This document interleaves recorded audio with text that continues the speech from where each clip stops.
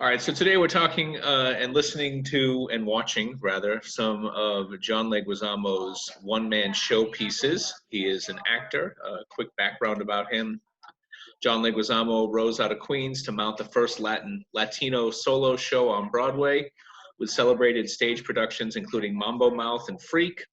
He also worked Hollywood in films ranging from John Wick, Moulin Rouge, Carlito's Way, and Romeo and Juliet, to the children's franchise Ice Age. In 2011, he returned to Broadway with a new one-man show called Ghetto Clown, which earned him a Drama Desk Award. The documentary Tales of a Ghetto Clown follows the show's development.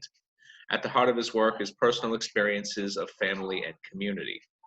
So we're going to go ahead and watch a 9-minute excerpt of that, and then there'll be questions after, which you will answer by using the chat portion of your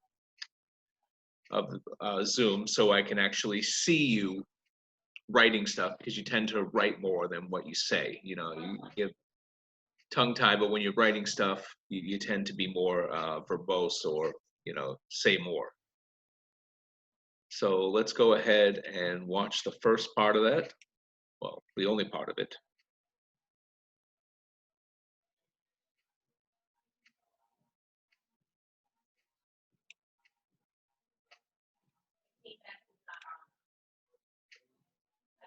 Let me just wait for that to come up. And then if you're watching this on the replay, you'll just go ahead and write down the answers and snap a photo, or, you know, put it in a Word file and send it to me at lefavecad@gmail.com.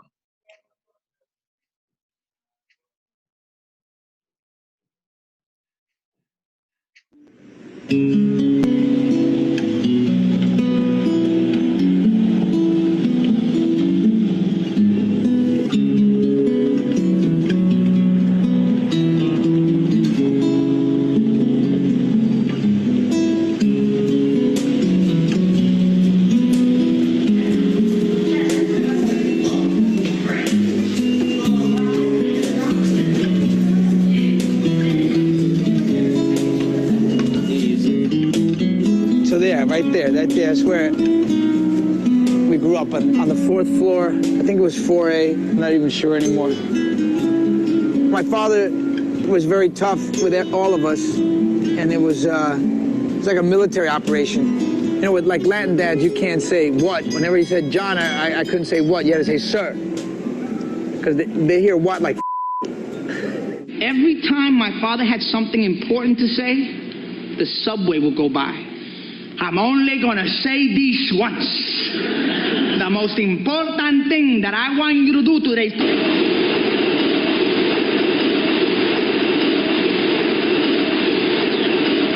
Kick your ass. Home life was tough, the streets were tough, I was getting beat up at home, outside, but it made me want to have fun, man. It made me want to be funny. I'm looking into the face of a dead boy.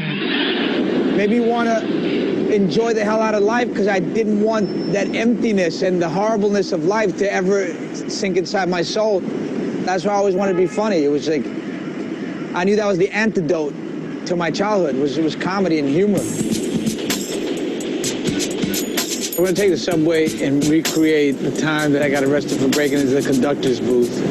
I grabbed that conductor's mic. I was like, hello, everybody. Welcome to my house, y'all. And I started yelling and saying all these voices and doing all these things. The next stop is going to be Times Square, but my first impersonation is, I say, boy, you're a chicken hot, boy. My boys were cracking up and laughing. And then all of a sudden... I guess it was like my first bad review. Save yourself, Ray Ray, run! And the Pope Piggity took me all the way down to 110 precinct. I know it looks like a school, but trust me, it ain't. That was my first open mic night. So my parents were so pissed off because they had to take off from work. And my mother was like, Señor Policía, please, take off the cuffs. He's not a delinquent. No, he's just hyper. There was friendships, it was fun, you know, and you just had to dedicate yourself to finding that one thing that will get you out. To become a member of my class, you have to go through a series of auditions. He auditioned for my class, and my Geiger counter went boom, boom, boom, boom. This is talented. What did you do to your hair, Nina? That is a do and a don't together, I'm telling you. I was mostly just studying acting, you know. I was mostly just an actor. Going like, you know, studying with Strasberg, Herbert Berghoff, Wynn Handman, all these great acting teachers. And I started getting confidence, you know, to write my own stuff and to perform. It wasn't long before he brought in one character. Not only did he bring in a character, he brought in a costume, he brought in the way the character talks, everything. It was a character that ended up in Mambo Mouth. This is the Orpheum Theater, where I did Mambo Mouth, my first one-man show. I started performing here, man. This was the first place, didn't do Mambo Mouth as a whole play. I got reviews. He started with his generic Latino characters. They were all wonderful. They were the cross-section of the community. We had never seen someone depict Latin culture in the way he did it. He attacked subjects that a lot of Latin people didn't want to attack, like the self-loathing, the self-hatred, all these things that we all relate to but didn't have the nerve or guts to admit. John went I don't need that. People don't like their women strong. No, especially Spanish women, forget about it. When I was preparing for the show, I realized how much emotion of my life is in this show. You let me down, man. You always seem to find a way to let me down. Dad, where's my child support? I never got that either, huh? And you never even played with me, man. Why did you should have played with me. I'm a fun guy, Dad. I'm a funny guy. You never played with me, Dad. Come on, play with me now. Come on, let's play. Rock, paper, scissors. Come on, Dad. Johnny by the pony. Come on, some stick ball, some stoop ball. Come on, can you think of something? Come on, Dad. You know, I start feeling all this stuff, and it's like, you know, it just overtakes me. And I go, wow, I forgot how much of my life this is. And my father just starts crying. But it's pretty incredible, man. It's been such a long-ass journey. I mean, this has been the longest journey of anything I've ever done in my entire life. And I thought this was the moment that I've been waiting for my whole entire life. I thought this was the victory that I wanted. But it made me feel so to make this old man cry. So I just... It's okay, Dad. It's okay. Shh.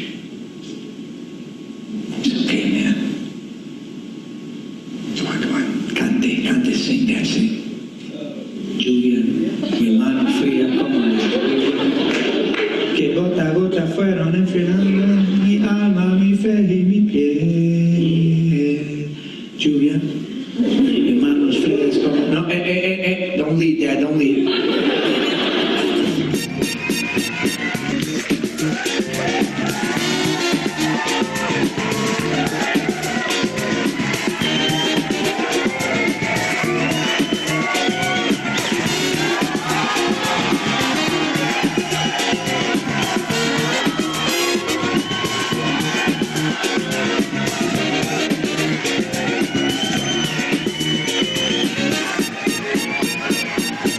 Okay, now we're ready. Papi, I'm beating you because I love you. Ow, Dad, ow. I can't wait to grow up and love you back, man. And I get to the conductor's booth. Booth, that's how I used to talk. Bathroom length, north. Yo, we were so ghetto I couldn't afford a TH.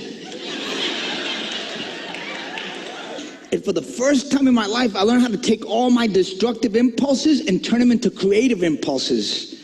And I also learned that there's a lot of hot chicks in these acting classes. Tell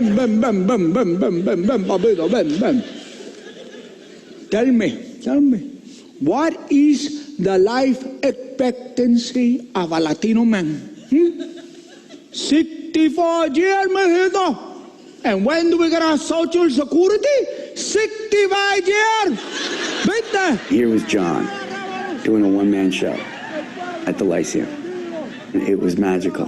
Magical. Because nobody warned me, man. Nobody told me how tough marriage really is. I had no idea, because she was an earth sign, I was a water sign. Together we made mud. And I got a Drama Desk nomination, so of course I don't win now, you know. And but my father's like, congratulations, mijo. Congratulations, of all the losers, you came in first place. I'm sorry to disappoint you, Dad. I'm sorry that I always let you down. No, mijo, it's not you, it's me.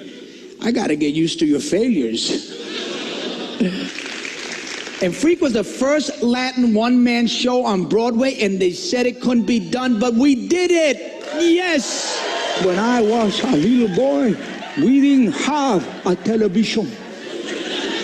No, mijo, we had a window. And mijo, we didn't have the news. No, we'd open the window.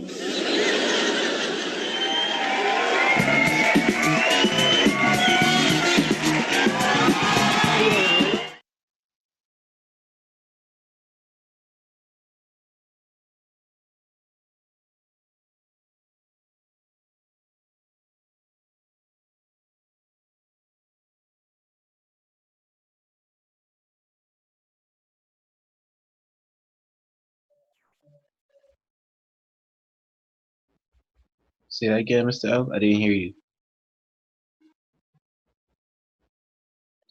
All right, so I chose that because next week we're going to be learning about avant-garde theater.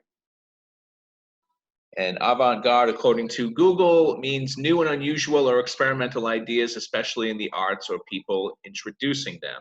And a one-man show is pretty avant-garde. So that gives you a kind of a preview into what you'll be doing next week. Now, if you're watching this video on the replay, then it is time for you to answer the questions, and I'm going to show you the questions.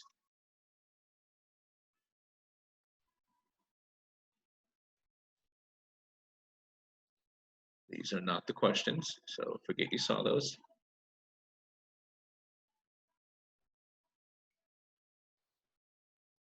These will be the questions. Hold on.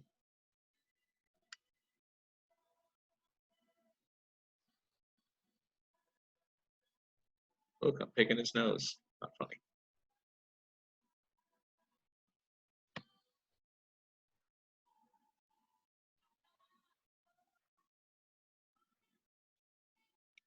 Maybe you'll see the questions. There we go. All right, so you're going to answer questions 1, questions 2, and question 4. We didn't do a